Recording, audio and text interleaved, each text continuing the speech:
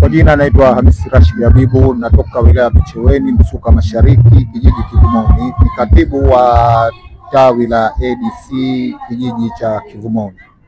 Wewe kama katibu, je, ni ilani ipi ya ADC ama ni ahadi ipi ya chama cha ADC ambayo imekuvutia zaidi? Kama ahadi kwanza iliyonivutia zaidi ni kuleta usawa kwa Wazanzibari na kuleta maendeleo kwa Wazanzibari. Hii ni moja ya ahadi ambayo kwamba ilinivutia kwa ADC na kumunga mkono Mheshimiwa Rais Ahmad Rashid Mohamud. Na je, una imani kwamba chama kipya kinaweza kuleta mabadiliko ukiachana na vyama vikongwe ambavyo tunaona ni kwa muda mrefu vimeshika madaraka? Je, una imani hiyo kwamba chama kipya kinaweza kuleta mabadiliko? Hiyo na imani moja kwa moja, kwani kila mwanadamu mwenye akili timamu ambaye kwamba kapitia kumbukumbu ya vitabu vilivyotangulia, basi kila alikuja na mapya zaidi kuliko aliyetoka, kwa sababu hata ukifikiria Nabii Allah Nuhu aliunda jahazi kwa mbao, lakini sasa hivi binadamu waliofuata wanaunda mameli kwa vyuma vizito. Kwa maana hiyo na imani mheshimiwa ataleta makubwa zaidi ambayo kwamba bado hayapo, hususan katika suala la ajira, kuajiri mtu kwa elimu yake, sio kuajiri mtu kwa mapenzi yake. Hili naamini na ni moja ambalo kwamba limevutia kwa Mheshimiwa Ahmad Rashid, na naamini kwamba aweza kulifanya hilo. Kwa majina naitwa Yusuf Haji Juma, ni mkazi wa Wete.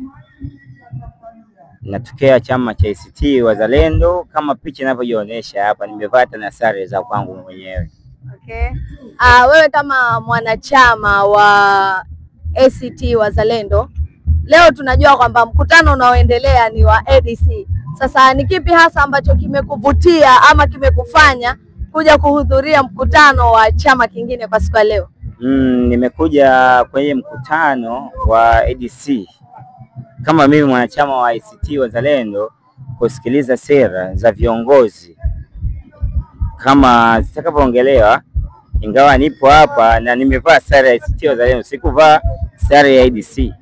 Ni kusikiliza sera za viongozi zinasemaje, na ni tofauti ama zina vipengele vya aina yoyote kutoka ACT ama kutoka chama kingine cha aina yoyote.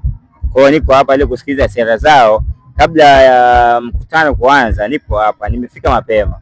Je, hudhani kwamba wewe kuvaa shati ya chama cha ACT kinaweza kusababisha vurugu ama mtafaruku? Kuvaa sare ya ACT Wazalendo alafu na nikaja kwenye mkutano wa ADC ni kufanya kutokea fujo, yani hamna, haitotokea fujo.